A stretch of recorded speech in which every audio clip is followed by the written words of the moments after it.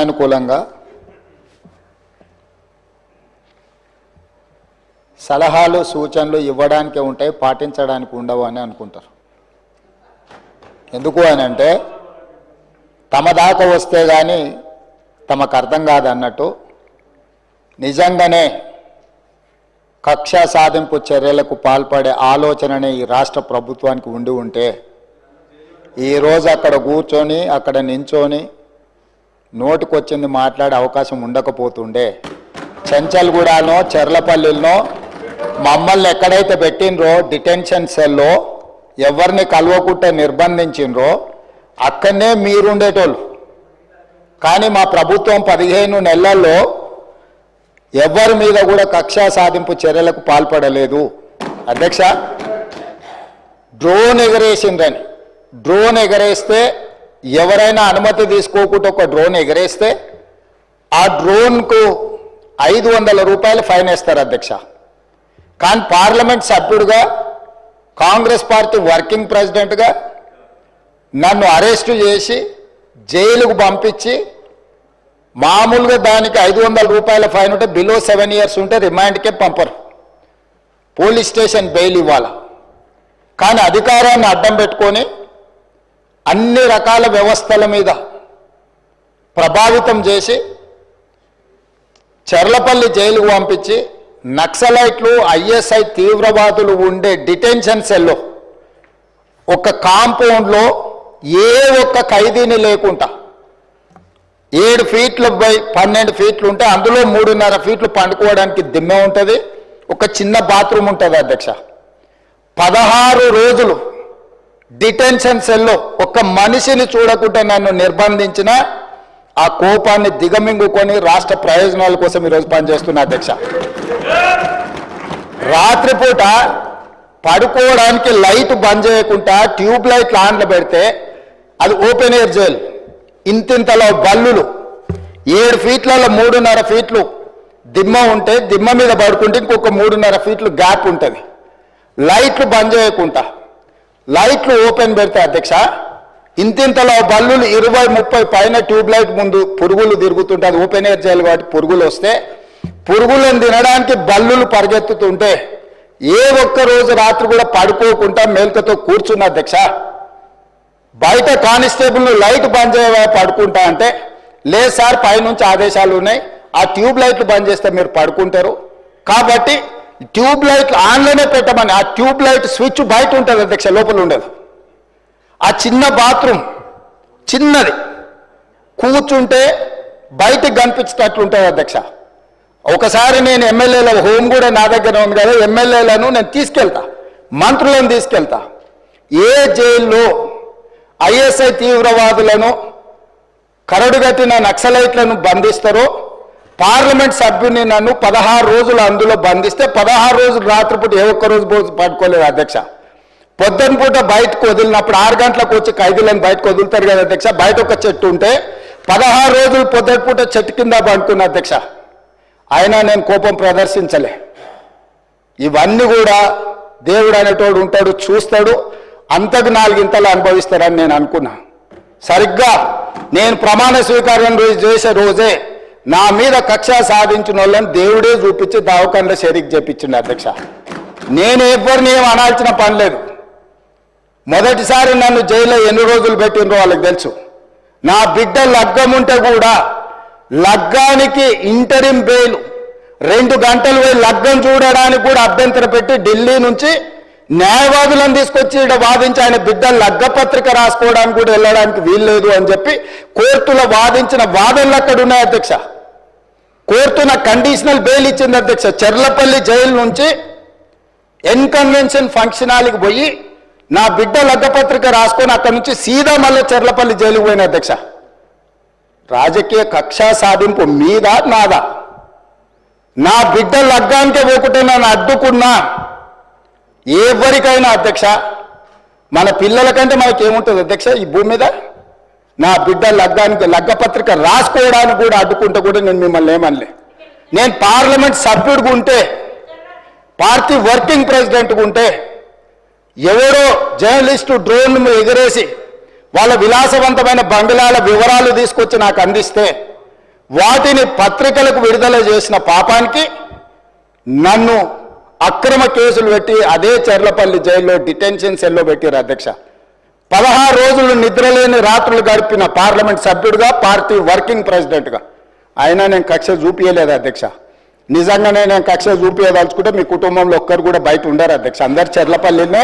నేను ఎలా ఎన్నికల ముందు చెప్పినట్టు మీకు డబుల్ బెడ్రూమ్ ఇల్లు మీరు పేదలకు కట్టియలే, మీ గ్యారంటీ కట్టిస్తే మీ కుటుంబానికి డబుల్ బెడ్రూమ్ ఇల్లు అని చెప్పుంటే అధ్యక్ష. ఎన్నికల హామీలు అమలు చేయలేదంటుంది కదా అధ్యక్ష. ఎన్నికలప్పుడు ఈ హామీ కూడా ఇచ్చిన. ఆ కుటుంబానికి చెర్లపల్లి జైల్లో డబుల్ బెడ్రూమ్ కట్టిస్తా, కొడుకు కోడలు అల్లుడు బిడ్డ ఉంటే వేరే వేరే ఎందుకుంటారు, అందరినీ కలిసి ఒకటే దగ్గర ఉండేటట్టు కట్టిస్తా. కానీ ఆ హామీ కూడా నేను అమలు చేయలే. ఎందుకంటే నేను విఘ్నత ప్రదర్శించాలనుకున్నా.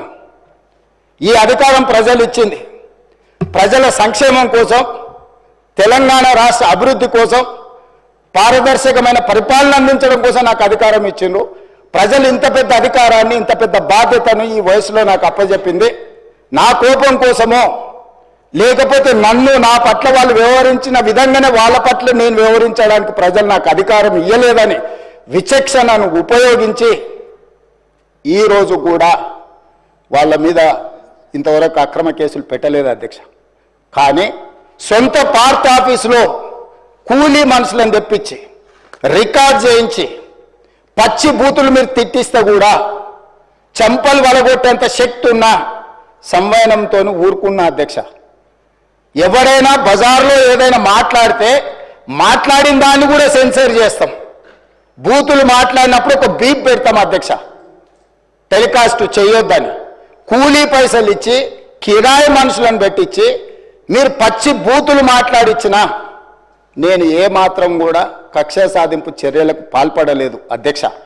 కాబట్టి ఈరోజు మేమేదో కక్షా చర్యలకు పాల్పడుతున్నట్టు, మేము కక్షా చర్యలకే పాల్పడితే ముఖ్యమంత్రికి ఉన్న విశేషమైన అధికారాలతో మీరు ఒక్కరైనా బయట ఉండేటోళ్ళ. ఈరోజు తెలంగాణ సమాజం అన్నిటిని గమనిస్తుంది. ఎక్కడికి వెళ్ళానని అడుగుతున్నా, ఇంకెన్ని రోజులు బయట వదిలేస్తావని తీసి లోపలే.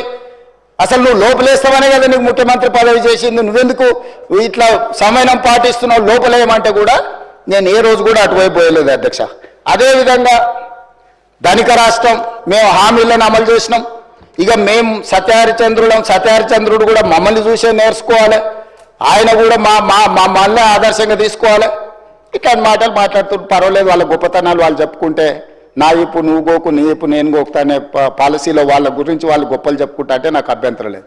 కానీ ఒకటి రెండు విషయాలు, తెలంగాణ సమాజం వ్యవసాయ కూలీలు, వ్యవసాయ రైతులు, వ్యవసాయం మీదనే ఆధారపడ్డ ప్రజలు తెలంగాణలో దాదాపుగా 70% ఉన్నారు. 2014 ఎన్నికలలో ఘనత వహించిన చంద్రశేఖరరావు గారు రైతులకు ఇచ్చిన హామీ ₹1,00,000 రుణమాఫీ చేస్తా అని అధ్యక్ష. ఎన్నికలయ్యి అధికారంలోకి వచ్చిన తర్వాత మొత్తము ఏకదాటిగా ₹1,00,000 మేము రుణమాఫీ చెయ్యము, 4 విడతలుగా చేస్తామన్నారు అధ్యక్ష. ప్రతి సంవత్సరం మేము 25,000 4 విడతలే చేస్తామన్నారు. వీళ్ళు మొదటి 5 సంవత్సరాలు 2014 నుంచి 2018 వరకు ఎన్నికల వరకు వీళ్ళు చేసిన రుణమాఫీ ₹16,143 కోట్ల అధ్యక్ష. ఇందులో 4 విడతలుగా వీళ్ళు రుణమాఫీ చేసినందుకు, 4 సంవత్సరాలు వాయిదాల మీద చేసినందుకు దాదాపుగా మిత్తి కింద ₹2,630 కోట్ల పోయింది అధ్యక్ష. నికరంగా మిగిలింది వీళ్ళు చేసింది మొదటి 5 సంవత్సరాలలో ₹13,514 కోట్ల అధ్యక్ష. మొదటి విడత 5 సంవత్సరాలు కలిపి వారు చేసిన రుణమాఫీ. రెండవ విడత మళ్ళీ చెప్పింది అధ్యక్ష, మొదటిసారి చేయలేకపోయినాం, రెండవసారి గ్యారెంటీగా చేస్తాం, ఈసారి మమ్మల్ని నమ్మండి అన్నారు. సరే, ప్రజలు తెలంగాణ వాళ్ళు మంచోళ్ళు, మొదటిసారి పాపం కొత్తగా వచ్చిన రాష్ట్రం ఇప్పుడిప్పుడే సంసారం మొదలు పెట్టారు, రెండోసారైనా ఇచ్చిన మాట నిలబెట్టుకుంటారు కదా, మొదటిసారి చేసిన తప్పు చేయరని ప్రజలు రెండోసారి కూడా వాళ్ళని కనుకరించారు, వాళ్ళకి అధికారం ఇచ్చింది అధ్యక్ష. రెండోసారి ఏం చేసింది అధ్యక్ష, మొదటిసారైనా 4 సంవత్సరాలు ప్రతి సంవత్సరం కొంత 4 సంవత్సరాలు ఇచ్చింది అధ్యక్ష.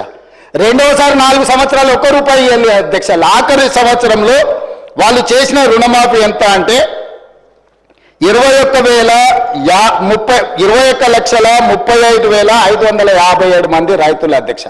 రైతుల నెంబర్ మళ్ళొకసారి వినండి అధ్యక్ష.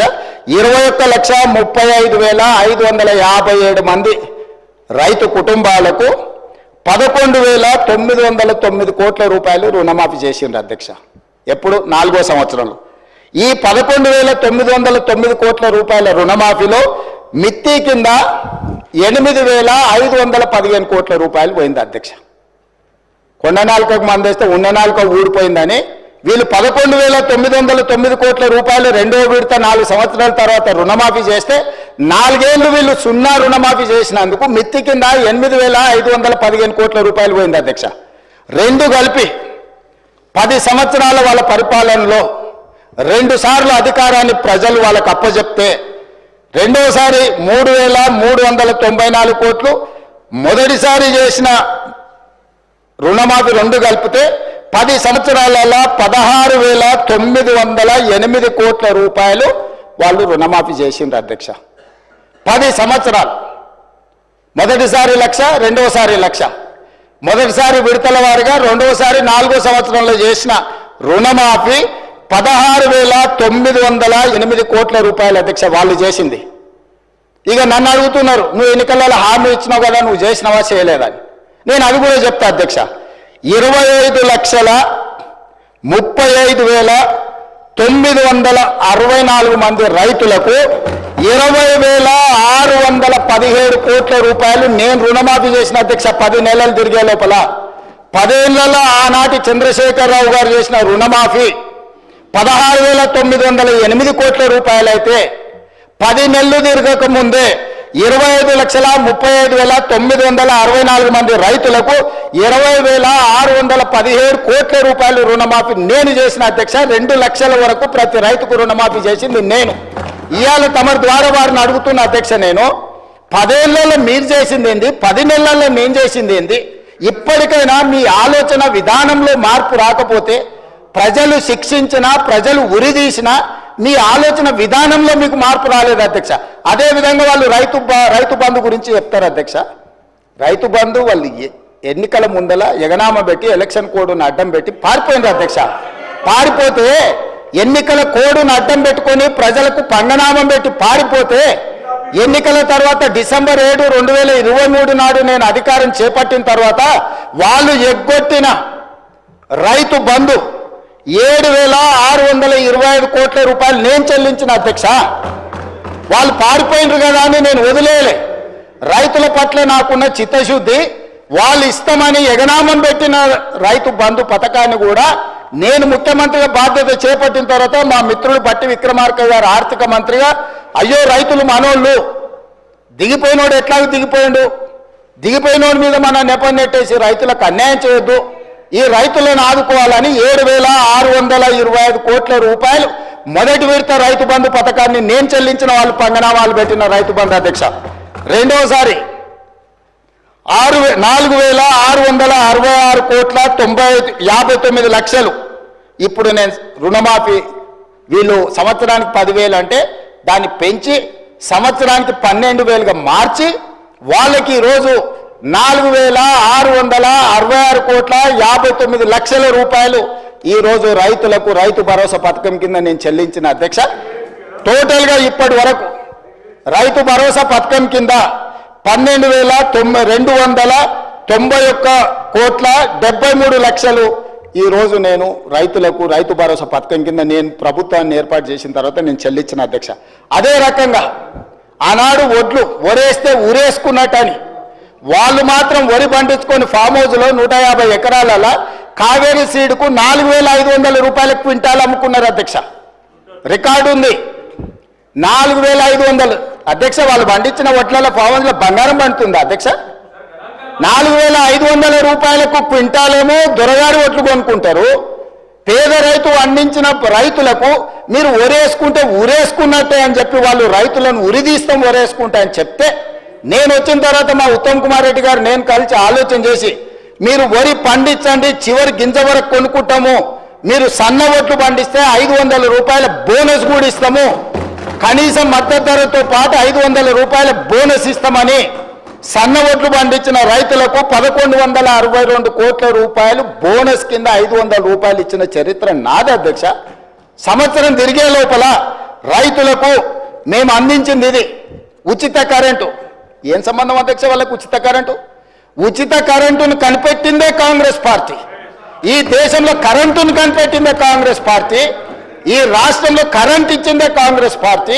ఈ రాష్ట్రంలో రైతాంగానికి ఉచిత కరెంట్ ఇవ్వాలని అన్నదే కాంగ్రెస్ పార్టీ, కనిపెట్టిందే కాంగ్రెస్ పార్టీ. ఉచిత కరెంట్ అనే పేటెంట్ కాంగ్రెస్ పార్టీది. కరెక్ట్. మా రాజ్ ఠాకూర్ చెప్పినట్టు కాంగ్రెస్ అంటేనే కరెంట్, కరెంట్ అంటేనే కాంగ్రెస్. అట్లాంటి కాంగ్రెస్ పార్టీ కరెంటు మీద, ఉచిత కరెంటు మీద 29,14,692 మంది రైతులకు 15,333 కోట్ల రూపాయలు రైతులకు ఉచిత కరెంటు కోసం మా ప్రభుత్వం నిధులు వెచ్చించింది అధ్యక్ష. అదేవిధంగా రైతు బీమా, మీరు అంటున్నారు రైతు బీమా ఈ పథకాన్ని కొనసాగించినాం. 1,555 కోట్ల రూపాయలు 26,620 మంది రైతు కుటుంబాలకు ప్రీమియం చెల్లించి రైతు బీమా పథకాన్ని అమలు చేసినాం అధ్యక్ష. ఇవాళ నేను తమరిని అడుగుతున్నా అధ్యక్ష, మీరు ఎగ్గొట్టిన రైతు బంధు మేమే చెల్లిస్తుంది, మీరు ఎగ్గొట్టిన రైతు రుణమాఫీ మేమే చేస్తుంది, మీరు ఒరేసుకుంటే ఉరేసుకున్నారని మీరు చెబితే కూడా మేము ఆ ఒరిని చేయడమే కాకుండా 500 రూపాయల బోనస్ ఇచ్చి కొనుగోలు చేస్తుంది. ఉచిత కరెంటును కొనసాగించి 24 గంటలు ఇచ్చి 1,000 కోట్ల రూపాయలు మేమే చెల్లిస్తుంది.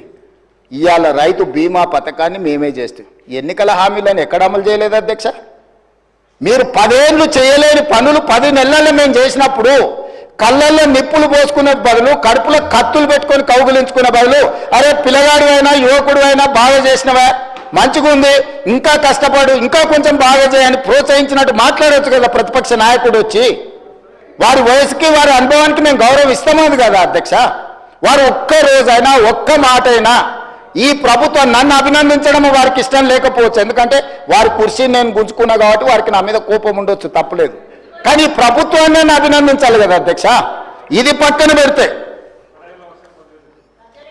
వడగండ్ల వానలు గతంలో ఎన్నడూ అకాల వర్షాల వల్ల, వడగండ్ల వల్ల పంట నష్టం జరిగితే ఏ రోజు ఇయ్యలే.